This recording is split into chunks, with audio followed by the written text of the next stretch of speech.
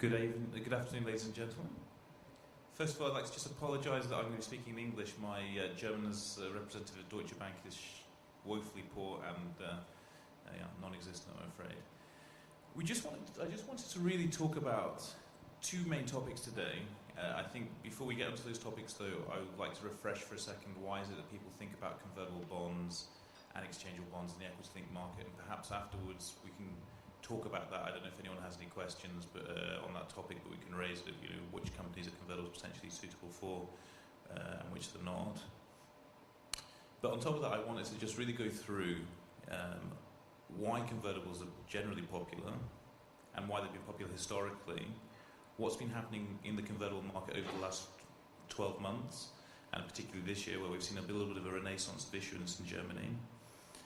And then more generally, over the last 4 or 5 years, we've seen quite a change in the convertible market, and I wanted to run through what has happened since the financial crisis that's led to that change. So we'll sort of run through really the fundamental shift, and that real shift is what's happened to the investor base. The investor base has changed quite dramatically over the last 4 or 5 years. And then, really to wrap things up, there are 3 quite interesting transactions that have happened in Germany over the last 12 months. One for Siemens, one for Adidas, and one was an exchangeable into Daimler. And so I thought we'd just run through brief case studies of those transactions. The Siemens one in particular used what people called new technology, but actually for a German person, people would recognise as very old technology of doing the deal as a bond plus warrant. Really, people in England were thought this was quite strange and something new, but I think in the German context, it's certainly talking to the head of legal at Siemens, he said the first one that they'd done with Deutsche Bank was in 1972, so that's quite a while ago. And then really I'll just run through how that bond plus warrant transaction was different from a traditional bond plus warrant. It had one small structural change, which is interesting, and we'll run through that as we go through the Siemens case study. And then I'll also talk about some structural considerations which are interesting on the Daimler transaction, which used what we call call spread overlay, which is a way of taking the premium which sets the exchange or conversion price on a convertible and raising it significantly. So I'll go through that, and then after that, I'm happy to take any questions, or if anyone's got any questions in the meantime, please put your hand up and we'll run through them. So, first page. So sorry, I've tried to pick the pages text like this one's got a bit more text than the other pages. Really, what's the rationale for a issuer issuing a convertible? And sorry if this is boring for some of you, is sort of just a background. But the really basic reason that people look at convertibles is 2 things, and kind of obvious, but worth stating again. But when they look at it, it's really the first thing that attracts people to convertibles are the cosmetic terms. You can achieve a financing with a very low coupon running cash cost, and you can set a conversion price that's significantly above the current share price. And so it's a very sort of simple reason, but it is actually the main reason I think people fundamentally look at convertibles and find them interesting, just because of that lower cash running cost over the life of the instrument, and because if shares are issued, the conversion price is significantly above the current share price.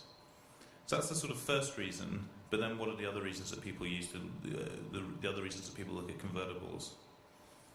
Well, one point that you have with convertibles, as we saw with, say, the Siemens transaction that I'll run through later, is there's an awful lot of structural flexibility. So if there's an issue that you have from an accounting point of view, or a certain jurisdiction that you need to issue a bond out of, or whatever sort of problem you normally have, the convertible investor base is very, very flexible about the structures that it will take. So, if you do a very traditional convertible, it's very easy for people to understand, but there's a very, very wide spectrum of deals that have been done in the convertible market in an extremely structured manner, the ones we'll run through here have got 2 structural innovations, but there's a whole world of other structural innovations we can run through. But really, it's normally a problem-solving exercise. In terms of extracting the best value from the market, the simpler you keep it, the better. But then you just run through problem-solving post that, and the investor base is really very willing to accept a very, very wide range of structural solutions. Then the next real reason is when you run into the execution of a convertible, people get very pleasantly surprised. The first thing that people are surprised to hear about when they want to do a convertible on the execution is that investors will happily take a convertible without a listing, although with some of the changes in the market, it's better to have a listing than it used to be. So when we do have a listing, we tend to go for a Freiwerke listing. But when you look at a Freiwerke listing, there's no documentation to do. So really you can do a convertible with no prospectus, which makes it a lot easier than the standard bonds, especially if you haven't done bonds before and you haven't got an EMTN program. You can raise a convertible no prospectus. Then the next thing is covenants. There really are no covenants in a convertible. Then the third point is rating. Well, convertible investors don't need a rating. If you have a rating, it's a massive bonus because there's very little in the market that has a rating. But if you don't have a rating, it's not a problem. Even if you're not a very well-known name in the convertible market, you don't need a roadshow. And if you're a well-known name, you definitely don't need a roadshow. So that execution point of view is very much different from the bond market or the equity market for a company that investors aren't used to. And then when you come to actually execute the convertible, people are always very pleasantly surprised by the timeline to execute a convertible. You launch it at 7 o'clock in the morning, normally by 11 or 12 o'clock, perhaps 1 or 2 in the afternoon, the transaction's finished. The difficult point of that then is really going through the orders from different investors and deciding who can have some bonds, because there's such a wide array of investors out there, and you've got a very fast timeline between closing the books and wanting to have the whole transaction finished, but really very, very fast, short process. Those are all sort of, I'd say, soft reasons for wanting to do a convertible, because one of them is cosmetics, not the premium and the coupon. One of them is ease of execution within the organisation. What's the fundamental economic reason for a company wanting to issue a convertible, and for why it makes good corporate finance sense generally? Is the next point, is the broadening of the investor base. Because the convertible investor base really is a totally distinct investor base. You have debt investors, you have equity investors. Convertible investors, totally separate. So there's no cannibalization of debt demand, and there's no cannibalization of equity demand. So for any user of capital who has sort of frequent users generally needs capital coming into the company, if you use the convertible market, it's totally separate, and it does, from a demand supply sort of question about what's the right thing to do for the company's capital structure going forward, at some point, if you're a frequent user of capital, it is almost always going to make sense to have a convertible for at least a small piece of the capital structure, just to sort of take that demand supply balance and give you more advantage with debt investors and equity investors. There's less supply to them. Then the last thing that people really talk about, actually, just on this point about the investor base, I mean, the investor base has really changed, and it's one of the real post-crisis evolutions, which we'll get onto in a second. People worry, or historically have worried, that when you do a convertible, perhaps you're inviting a sort of nasty hedge fund investor base into your company. It's not really the case. As we'll see when we go through the changes in the investor base post the crisis, actually hedge funds have totally dropped out of the market. But even when they were in the market, they're not actually that nasty. The hedge funds who invest in convertibles have always been very technically motivated investors who are really only looking to make small returns and not trying to do anything very clever or funny with people's stock prices. Then the last question about why do convertibles make sense is really the demand, supply and balance in the convert market itself. There's an awful lot of money in the convert market chasing a very limited supply of issuance. So when people bring transactions to the convert market, typically they price at much tighter levels on a total basis than really makes sense from a technical basis. So really there's almost an arbitrage in terms of the value that companies raise out of the convertible market, net of all the other points we've made about the sort of diversification of investors, cosmetic funding levels, easy execution. There's really a very technical argument to make about what sort of terms are achievable, that they're really very, very tight. So that's the background. What's gone on this year? Well, this is the list of issues for this year. As you see, there's a very wide variety of transactions that have come to market this year, and the interesting thing that Germany has really been preeminent in terms of the number of issues and which companies have brought transactions. And I guess that's largely driven because early in the year, 9th of February, Siemens brought this $3 billion bond plus warrant transaction, which we'll go through in the case study. And the last time that was a very, very popular year for issuing convertibles was 2003, and again, Siemens did a transaction early in the year. And I think then when people have seen Siemens do a transaction who've got access to so many different capital markets and do so much different debt funding, it raises the question, is there good value in the convert market at the moment? Should we look at it? And generally, when people go through that analysis, a decent proportion of companies say, actually, yes, this probably is the market that makes most sense for us.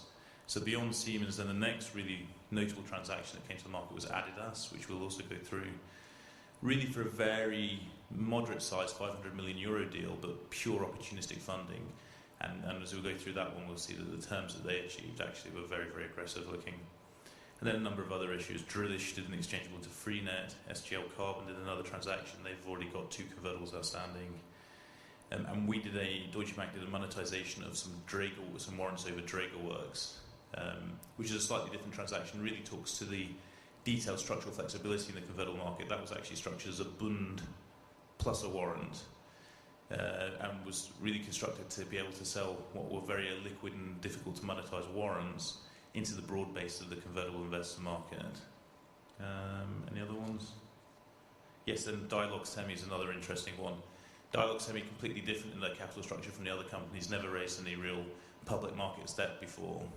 We're a very small market cap and have grown rapidly over the last few years, mainly because they supply Apple with some chips for the iPhone.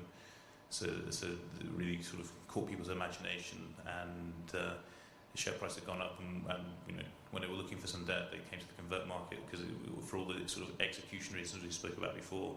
No need for a rating, no need for a detailed prospectus, no need for a roadshow. So that's this year. So what's happened to the market over the last 4 or 5 years in terms of the investor base? Go to the next page. And really what we've seen is an evolution of the convertible market. I think when the convertible market was very busy in the early part of the 2000s, it was a very hedge fund driven market. The majority of investors, when they came to look at a convertible, would sell shares against the convertible they were buying, so going shorting shares.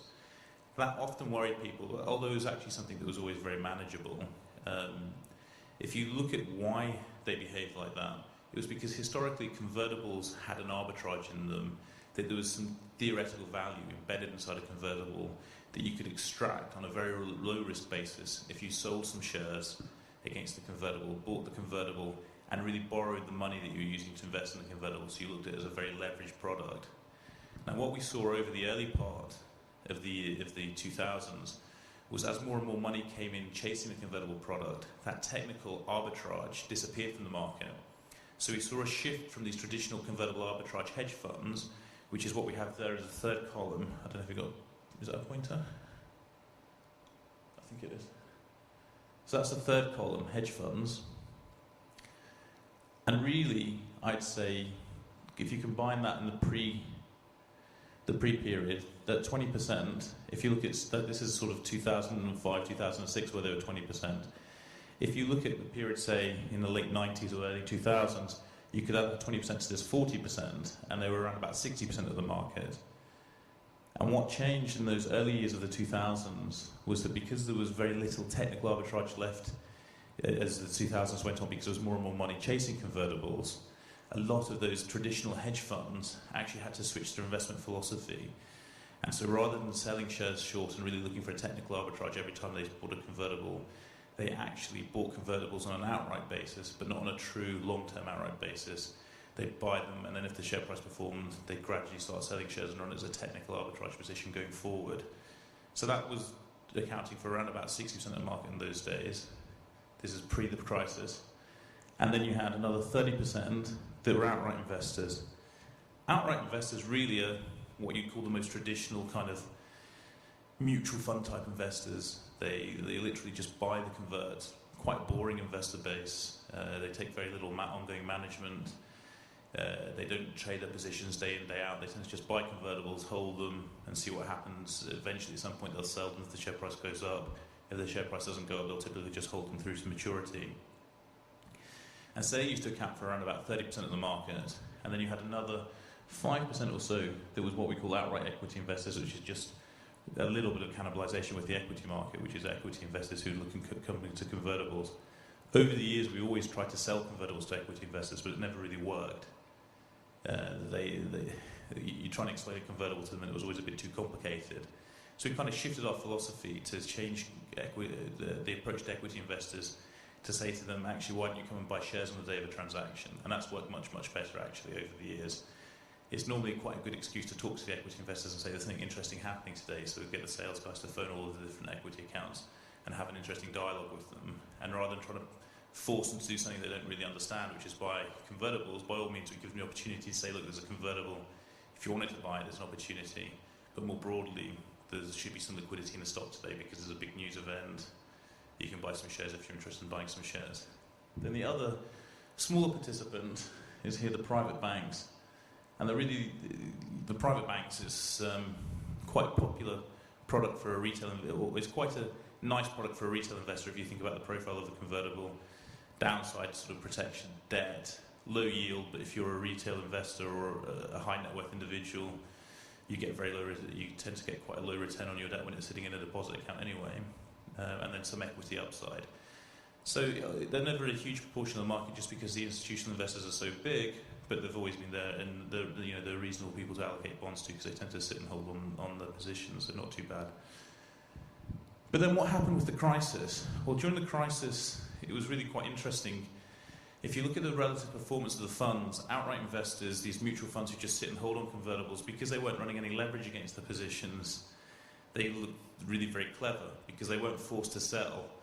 If you look at the hedge funds had a lot of leverage, and during the crisis, leverage was taken back massively. So anyone who bought a bond and they got 80% of the cost of the bond paid for by a loan from the bank against their portfolio of other bonds, suddenly found that the banks were saying, actually, we're no longer going to lend you 80% of the value, we're going to lend you 40 or 50%. So where's this margin for 30% coming from? Well, they were forced to start selling their bonds. But at the same time, the banks, who were the real providers of liquidity in the convertible market, weren't buying the bonds.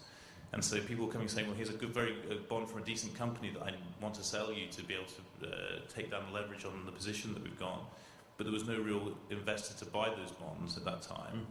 And the bond price would go down and go down and down.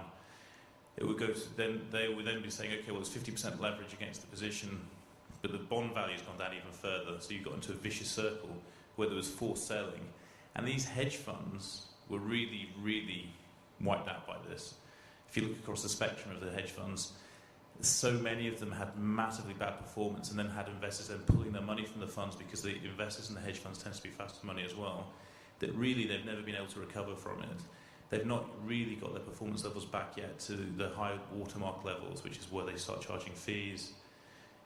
When they're looking at investing in new deals, they no longer get the sort of leverage they used to get. So they've just really changed. They can't come in with the same position sizes they used to come in at, and they haven't got the same amount of money that they used to have. But if you look at what happened to the outright investors, they had a short period of very bad performance during this forced unwind period where the hedge fund investors were selling, but because their investors are more stable and they weren't having redemptions, they sat through those positions and had a massive rebound in value with everything else, and actually significantly outperformed any sort of high yield bond investment and any sort of equity market investment because of the bond floor protected nature of convertibles, and looked really very clever. So in the period post the crisis, because of that, they've had massive inflows. And so then the interesting thing now then with the market change, and if we look at sort of an average deal now, look here and we sort of look at demand for Siemens and Adidas. Well, Siemens and Adidas were about 80% outright investors, 20% technical investors. In terms of the demand, the average deal is around about 60% outright investor, 20% of these dedicated convertible investors who actually are not bad investors to have because they don't short stock on the day of a transaction, and 10% hedge fund investors. Now, you have to think about the philosophy of how you want to sell a convertible when you look to bring a transaction, and really the secret is to make these guys think they're not going to get any bonds, to make sure that you've got enough of the deal covered with these guys, and if necessary a little bit of these guys, the dedicated convert investors, so that the hedge funds really think their allocation is going to be zero, there's no point in them shorting shares against the position, and then at the same time while you're marketing the equity story, some people are buying some shares, and you keep a positive momentum in the stock price. But the great thing is, when you've got so much demand coming from outright investors, and especially if you're looking at a moderate-sized deal of 500 million euro, 1 billion euro kind of transaction size, that outright investor base is actually able to buy the whole thing, just in terms of how much you can allocate to them in terms of what capital they've got and the biggest position sizes they'll take. One difference that you will see with these leveraged convertible investors is if you bring them a convertible transaction that's sufficiently attractive on a technical basis, if you're not really pushing the pricing, they can come and still take very, very large position sizes. That's typically not a great idea for a company to do. It's quite a good idea in terms of not a good idea.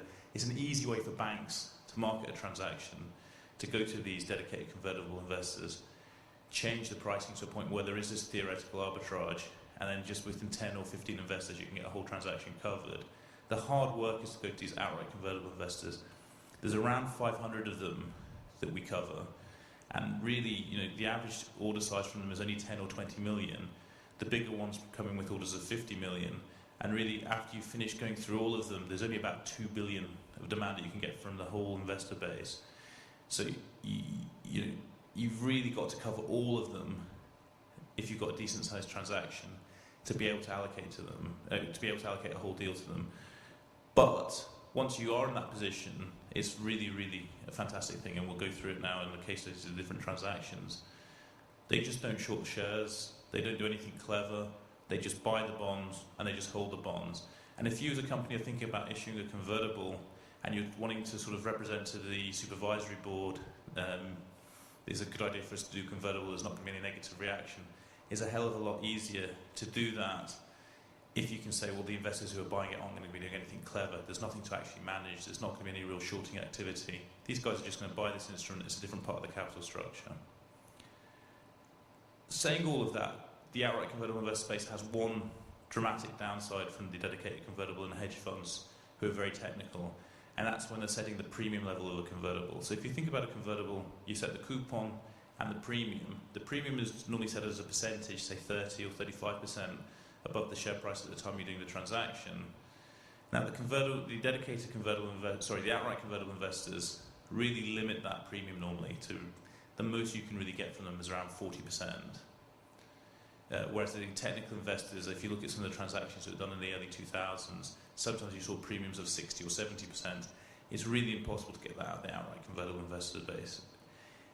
If you've got a moderately liquid stock, there are some structural solutions to that which we'll go through from the Daimler transaction that they utilise, which is a call spread overlay, where you can raise the premium right back up and get a very high conversion premium again. But that's the only real downside of the outright convertible investor base. They won't take the very, very high premium transactions. So, what's happened this year? That's the later point. Siemens, the deal in February that we talked about. So what did Siemens do? Well, they took a very traditional product, bond plus warrant, and they looked at it, and when they were thinking through the treasury process at the beginning of this year, they said, we actually want to raise some dollars this year. It's no good us raising euros and swapping them. Although our euro curve is very, very tight, if you look at the rates you achieve, or we were achieving at the beginning of the year of taking in euros and swapping them, there was a very nasty negative basis that actually meant that it doesn't matter how tight your euro funding levels were. Once you swapped it into dollars, it was really a very unpleasant funding cost. So that sort of traditional route of just going back to the euro investor base, which for Siemens has almost got infinite demand, didn't really work in terms of raising some dollars. Not economically anyway. I mean, it would have worked to get the numbers. So then you said, okay, well, what about doing a dollar convertible? I mean, after looking at other dollar funding sources, what about doing a dollar convertible? Dollar convertible would have had very attractive pricing for Siemens. But actually, if you think about Siemens' case and most other companies, the first thing you have is when you look at a convertible, if your functional currency is different from the currency that the convertibility is in, you have a nasty mark-to-market under IFRS. So that's really something that was a bit of an issue for some people. But beyond that, if you set the conversion price in dollars, which you have to do if you do a dollar convertible, then you're really stuck that if the share price hasn't really performed in euros, but it has performed in dollars, you could have a conversion. And you don't really want a conversion if the share price hasn't performed in euros. It's another hard thing to explain to the board. Our share price has only gone up 10% over the last 5 years, yet the bond's converted. What happened? Well, because euro-dollar FX moved 20%, and in dollar terms, the share price actually has gone up, whatever the right percentage is to get through the conversion price. It's not really a risk that Siemens wanted to run. They owned the shares that they were backing the warrant in treasury, and they had a certain target price for them in euros. So what did we do? Well, we looked at a traditional bond plus warrant structure and said, what if we struck the warrants conversion in euros? So really you had two separate things, a dollar bond and a warrant with a euro strike. And this is the first time that anyone had thought of doing it, and you have to give a lot of credit to Hans-Peter Ruprecht, who really it was his idea to do this, and he was convinced that the market would take it, and we did a little bit of analysis and we completely agreed with him after we did it. I don't know why we didn't think of the idea first. It was very, very clever. Very simple, but very clever, as most good ideas are. And the other beauty of splitting the transaction like that was that if you look at those hedge funds, they've got quite sophisticated models for offsetting the value of the option and the credit sort of exposure that you have inside a bond. Once you split the currencies of the two, they found it very, very difficult to do that.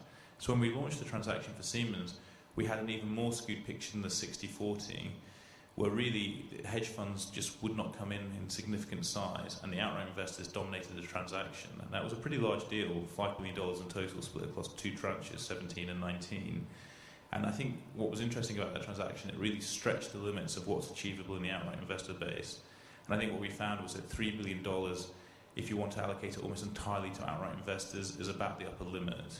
If you go a little bit smaller, and as you'll see with Adidas, if you do say a €500 million deal, because that's well within the bounds of what you can allocate to outright investors, you can achieve even more aggressive terms. Now, on a technical basis, and I know no one wants to hear technical terms too much, but the implied volatility level is a sort of uniform measure about where a transaction is priced in the convertible market. And normally, people compare that to the historic volatility of a company's stock price, but more importantly also to the OTC derivatives market.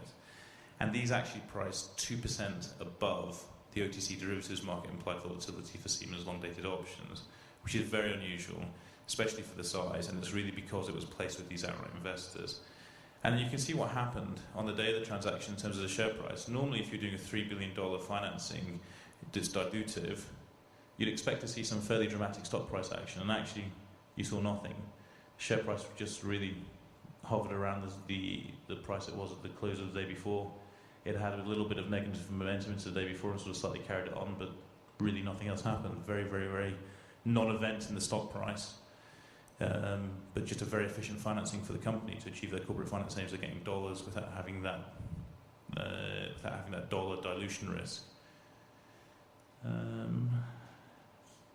I wish there was more to say about the transaction. It was so smooth, very smart, but nothing too exciting on the day, actually. Just very, very easy. I think the press were quite complimentary about it, making comments around, Siemens never knowingly leaves value on for investors, which is, I think, true, and they never knowingly leave value for banks either. The next one that's interesting is Adidas. Adidas was a much simpler transaction. So Siemens, they had this corporate finance objective to deal with that they wanted dollars. Adidas actually were just looking at the market and really were surprised by how aggressive the market was looking and how good the terms that were achievable were. So they just launched really a moderate-sized transaction, 500 million euros. It actually started at 400 million euros and was upsized by 100 million euros. You see the share price had almost no reaction. Very, very simple deal. For a 7-year convertible, they managed to raise a deal with a 0.25% coupon and a 40% premium. So very, very aggressive cosmetic terms. And this one is really, really driven by this change in the market, that for a 500 million euro transaction, you can place the whole deal with outright investors. Also, obviously, very good name appeal for Adidas. And then the next one, this of some interest, is the Abar Daimler deal. So Abar is the Abu Dhabi Sovereign Wealth Fund, and this deal was done just under a year ago now, or just over a year ago, I think at the end of May last year. And when we were talking to the Abu Dhabi Sovereign Wealth Fund, Abar, they wanted to raise some financing against the Daimler stake, but they were also very, very keen because they've got ongoing ties with Daimler, and Abu Dhabi has, it's got links with Tesla, and they've got some industry sort of positions that they want to achieve with Daimler, and there's a lot of strategic reasons why they want to show that they've got commitment to Daimler. They were keen to raise some financing in this position, though, and so they wanted to make it very clear that they had commitment to the Daimler equity story, and they were long-term investors in Daimler. So what they did was they bought a call spread overlay. So we launched this $1.25 billion euro exchangeable for them. It came out with a 30% premium, but then we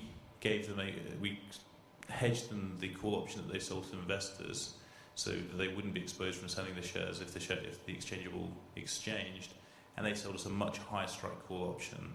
So really what they achieved, they never disclosed a level, but let's just pick a level and assume they did 65%, not that they necessarily did, but because they didn't disclose it. They really managed to change this exchangeable that was sold to investors from a 30% premium exchangeable to a 65% premium exchangeable. And that's something that's relatively straightforward to also execute in a German context. If anyone's looking for a very, very high premium exchangeable, that makes the transaction really much more of a debt substitute, and just really rotating investors away from your normal bond investors is a very simple thing to do. And then the outcome of putting the core spread overlay on, combined with this change in the investor base where all of the investors are outright, and for a €1.25 billion transaction, you don't really need to rely on any hedge funds, you can find it all with outright investors, is quite a dramatic share price reaction. During the course of the morning, because we were executing this call spread, the thing we need to do to hedge a call spread is to buy shares. And so we were out in the market looking to buy shares, and we approached all the funds who were potentially looking to come into the transaction and said, if you need to execute a selling order of shares today, we will buy those shares off you because we need to buy them to hedge the position from the call spread that we've sold to the company. It was put into the press release that we might be actively trading the stock, and no one would sell it to us. It was really destructive of how all investors are really become very outright in their approach these days. And the net result was we were very busy buying stock. No one was selling it from the convertible investor base, the typical flows in a day. And there was just a lot of net share price buying pressure, which raised the share price by 1.8% during the time of the book building. Really quite unusual. Normally when you see an exchange will come, because you're seeing a big seller coming out of the stock, people normally think that's a relatively negative sign for the equity investment, and market stock down slightly, yet it was up 1.8% on the day. It's quite odd in terms of reaction, but quite explainable, and another useful technology. Again, if you're going to the supervisory board and saying, well, is this a good idea? The one thing that people tend to worry about when they're looking at convertible is, will the share price come under pressure today? The combined factor of being able to approach these outright investors and at the same time putting something like a call spread overlay on actually lets you go to the supervisory board and say, if anything, the likely impact on the day of the convertible, if you put a call spread overlay, is that the share price might go up slightly. And that's always an easier story to sell than the share price is likely to be off. How much is it going to be off? So yeah, I think it might be worth just flicking back and talking about some of the other deals from the long list. In terms of talking about outrights, SGL Carbon, it's impossible for somebody to invest in an SGL Carbon convertible who is a hedge fund because there's no stock borrow for SGL Carbon. It's a very limited free float with a number of strategic investors from the auto industry in there. And a number of outstanding convertibles, so there's almost no stock borrow. Yet SGL Carbon, when they came to the market, were able to do this deal, 240 million euros. They're not a very large market cap, and that's sort of is their third convertible outstanding. The other one that's interesting to think about like that, so that's SGL at the top. Pesca Nova wouldn't normally talk to you about a Spanish fishing company. It's an overly interesting transaction, but the interesting thing to look at Pesca Nova is their market cap's only 600 million euros, and they were able to do a 160 million euro convertible, and that was actually their third convertible. So in total, something like 60% of their market cap is under convertible, and that again wouldn't be possible if it wasn't for the outright investors, because it makes any kind of technical investment impossible, and it really has to be investors coming in as a fundamental investment strategy when they're looking to get a convertible to buy a transaction like that for Pesca Nova. So really, I mean, it's just showing that the full spectrum is available. The one thing that's changed in the convertible market, beyond all the other things I've said, is that the minimum size that's achievable has changed. It used to be really quite easy to do 50 million to 75 million euro convertibles, but because of the lack of liquidity in those transactions in the secondary market, investors have slightly panicked about buying them.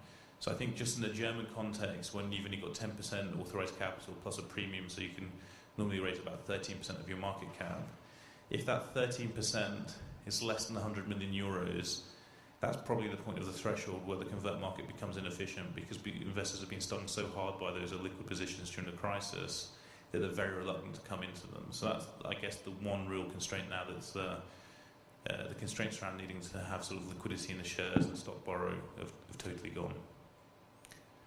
So I think that really runs through the expected pages. There's a page of marketing around Deutsche Bank, just explaining how, as you'd expect, we're the best guys at doing convertibles in Europe, but I won't overly bore you and run you through that. I do think that if you're looking at doing convertibles, there are two strategies to doing convertible, and because the convert market's not as big as it once was, and because you've got, which is positive in terms of the supply-demand imbalance, because there's just a lot more money chasing convertibles than there is issuance. A lot of banks have actually pulled back and haven't really kept a very large sales force. But if you want to access this really deep pool of outright investors, it's quite important to actually have a big sales force to go after them, because you can still do deals with this limited number of hedge funds, but it's not really the best way to execute a transaction. You get slightly better terms by going to the outright investors, but much more importantly, you get a much more stable share price and much less to worry about in terms of shorting of the stock and potential for stock price pressure. So with that, I don't know if anyone's got any questions. Hello? No microphone? Maybe it's a very basic question, but I would be interested to know whether there are trading windows, or let's say whether you can issue any equity-linked products at any point in time, or do you have to, let's say, follow some quiet period? Do you have limitations there? It's fairly similar to issuing equity in terms of equity in terms of quiet periods. So typically people hold off in the weeks before they've got results coming out. If results are really very close and people want to raise money, then rather than holding off totally like people would for an equity deal normally, you can look to put an interim statement out of something, just headline numbers, to sort of cleanse the market of what information you've had. So typically we tend to run a period of about 2 to 3 weeks before results where we don't recommend doing a convertible, and then there's a sort of period before that where you need to look at what information you have and whether or not there's some information that needs to be put into the market to be able to do a deal. So very much so, just like an equity or debt deal, that you have blackout windows to consider. But because you don't have prospectuses to do, you don't have any issue with your numbers going stale. And this whole business that people have around when the comfort letter will go, and when you can actually do a deal because your prospectus isn't going to work anymore. So much more flexible in terms of timing with results and blackout and stale periods on numbers, but still a consideration, especially in the sort of 2 or 3 weeks before the results.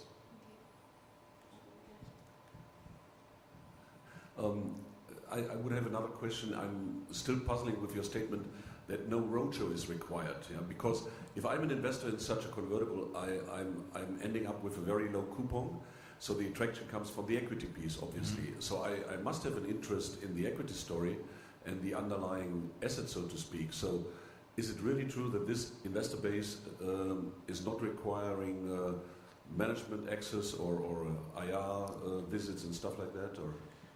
I think that after you've done a convertible, the investor base is always very. If you ask an investor what would they prefer, they'll say that they would prefer a roadshow and they'd love to get to know the company before they come into the transaction. But it's really a question of power, because there's so little issuance versus the amount of demand out there. Investors have just got used to not having access to a roadshow. So on the day of the transaction, they've got to scramble very, very quickly through whatever research is out there, through the detailed sales briefing that we give them, and make a decision very quickly about the equity story as to whether or not it makes sense for them. Because they've got the downside protection of the bond, they can take a bit more of a gamble on the equity story. And so they just need a kind of it's a double convincing, but equally it's sort of less of a convincing that they get some comfort that the credit story is okay. And then they can start thinking about the upside of the equity story, but they don't have to be so worried about the downside of the equity story because they've got the bond element of the convertible. But it's really just market tradition that they don't get to have a roadshow. If you asked any individual investor, they'd tell you they prefer a roadshow, but for a company, it's a lot of work to do the roadshow. And whilst you're doing the roadshow, you've got a timing exposure, because people tend to come and use convertibles as an opportunistic product.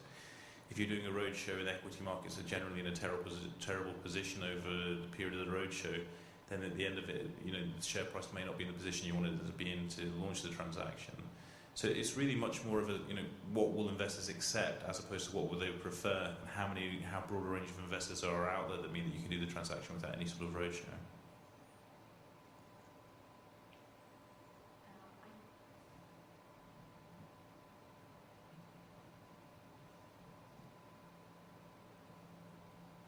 I actually do have a question on maturity. Looking at your example, it's running from 3 to 7 years, on average 5 years. How would you see the interest of investors in long-term products? Let's say, if you're looking at AGM approvals, you often see 20 years, considering the quite low coupons at the moment, or even perpetual instruments, considering that you then have much more equity-like instruments. statements, which could be very beneficial also on other aspects.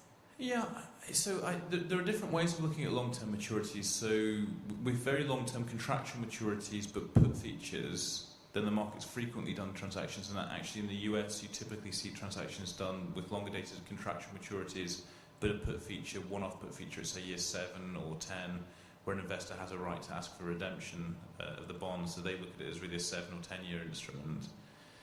In terms of truly long-dated instruments, you did see a lot of bank capital raised before the crisis in perpetual instruments and 30-year instruments with core features. Now, those have really pulled back from those issues have pulled back from really doing new transactions for a few reasons, but not least because the rules haven't necessarily been clear for them in terms of what's going to work in terms of new capital, and also because they've been changing their focus very heavily to core tier 1 and to transactions that where they do liability management on outstanding perpetuals, and they can raise core tier 1 by flipping those investors into new instruments at a discount to face value, so that the discount counts as core tier 1. So we haven't seen so much of that sort of paper recently, but it is doable. I think if you're going to go down that road, the thing that makes sense is you may as well actually then subordinate the paper, if you're rated anyway, and look at getting something that gets hybrid credit generally from the rating agencies. So those sort of perpetual hybrid credit structures definitely work in the convertible market. It depends though a little bit on your profile. I think for those instruments to really work, they really only work for the slightly larger market caps and for deal sizes that are slightly bigger, because it just exacerbates people's concerns around liquidity if they're looking at an instrument. Because if they're looking at a €100 million deal and it's a 5-year senior instrument, the worst case scenario is that they're going to hold it to maturity and it's going to redeem. If you're looking at a perpetual deal and it's only €100 million, it's a bit more frightening for them. So what you really need is a slightly bigger deal size. So I think for those sort of deals, really, you need to be getting up to €250 million as kind of the smallest deals that make sense, but preferably €500 million. The other interesting thing, actually, if you go down that perpetual road, is that under IFRS, if you have a perpetual instrument that doesn't have coupons, it doesn't have a contractual obligation to pay coupons, then the whole instrument is accounted for as equity. Once you account for the whole instrument as equity, you don't have to do bifurcation under IFRS, which we didn't go through earlier. But bifurcation is where you take a convertible, you look at the cash flows, and you do the PV of the cash flows, and those are what go into the balance sheet as debt, and a smaller portion goes into the balance sheet as equity, as an option. You then take your straight cost of debt, and from your accounts point of view, although the coupon's very low, from the accounting point of view, your straight cost of debt goes through the accounts. If you go for one of these perpetual type instruments, because it will get equity accounting so long as the coupon is not contractually payable if you don't pay a dividend, so long as it's not contractually payable, but has the same flexibility around dividends. So if you pay a dividend, you have to pay it, but if you don't pay a dividend, you don't have to pay it. Once it's accounted for as equity, you don't bifurcate it, so the only thing that goes through your accounts is the smaller coupon. And the coupon on that sort of instrument will be bigger than it would be for a traditional convertible, but certainly much smaller than it would be for a debt instrument, and definitely much, much smaller than it would be for any other sort of perpetual debt type instrument. And there's no restriction under IFRS around sort of things like core features. So you can actually have something that you've got a lot of flexibility on, say a perpetual instrument which is callable with a big step-up feature from year 5. It won't get you any rating agency credit, but it would have the whole instrument accounted for as equity. Again, that tends to only make sense for large cap companies. People who are regularly in the capital markets, so people have some confidence they're actually likely to call it at the call date, because they want the general access to the capital markets to be open.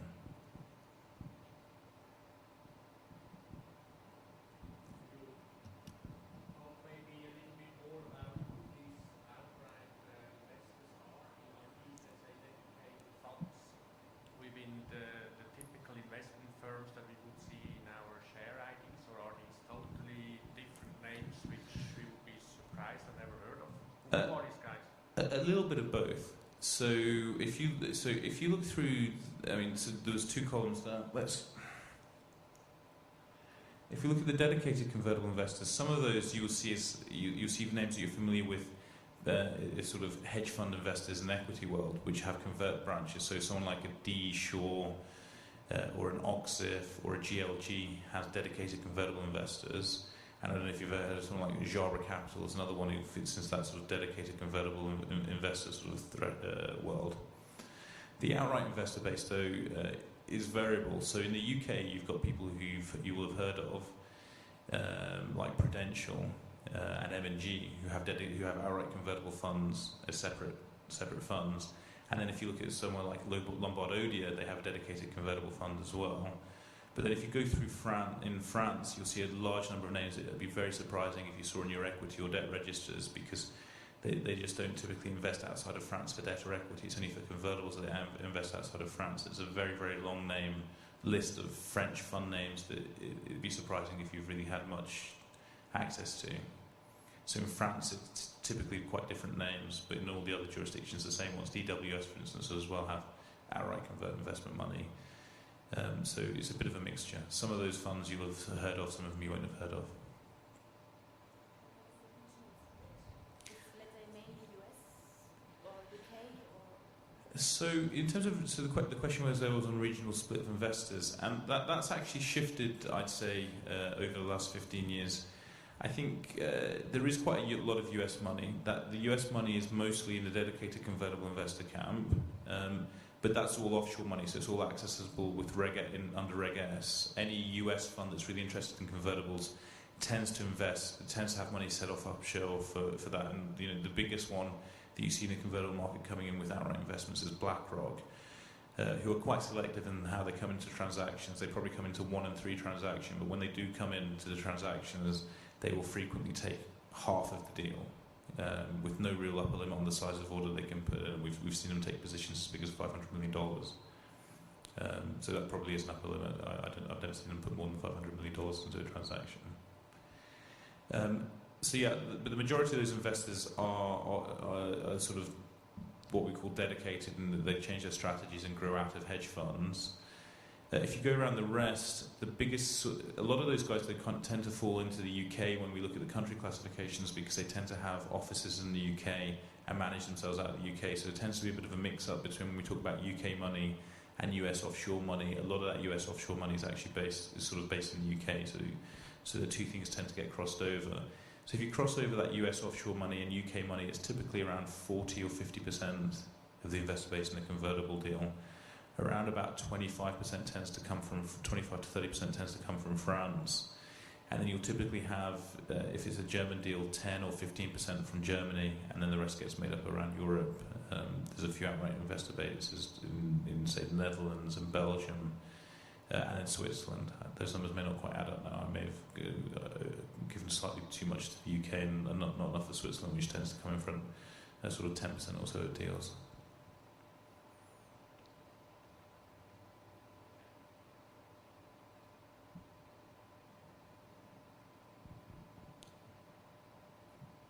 Okay, I think that might, unless there are any more questions. No? Okay. If anyone has any sort of follow-up questions or anything they're interested in, I should give you my contact details, or I can leave a card. Typically we'll be probably in contact with your Treasury Department, generally talking about sort of the funding requirements. And so I'm not sure, I don't recognise too many faces in the audience, but I imagine that we've seen quite a lot of your Treasury counterparties, especially my colleague Amvita, who tends to be in Germany a lot. But yeah, if there are any follow-up questions, please feel free. I probably should have put it on the presentation, but I'll give you my cards. It's a bit of a complicated name. It's just my first name dot my last name at db.com. I don't know if it's in the pack, but please feel free to send me an email, and we'll happily sort of follow up on anything that anyone's interested in. Okay, thank you.